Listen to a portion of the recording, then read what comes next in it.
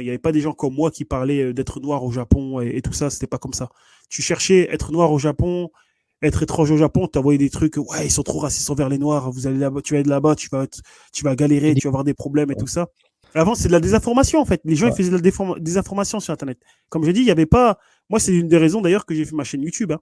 Je vais en parler après, mais c'est à cause de ça. Trop de Mhm. désinformations sur le fait d'être noir au Japon, trop d'informations sur le fait d'étudier au Japon. Il disait que ça allait être cher et tout ça, qu'il n'y avait pas de bourse. En fait, c'était que de la merde qu'il y avait sur Internet. Donc moi, je me suis dit, Kevin, ça m'a fait peur, donc j'ai dit non. Alors j'ai pu aller au Japon en troisième année. Ouais, j'ai dit non. Wow. J'ai eu Mais c'est peur, je me suis fait elle dans le influencer. Japon et t'as dit non. Ouais, j'ai dit non parce que j'ai eu peur avec ce que j'ai vu ce que je voyais sur Internet.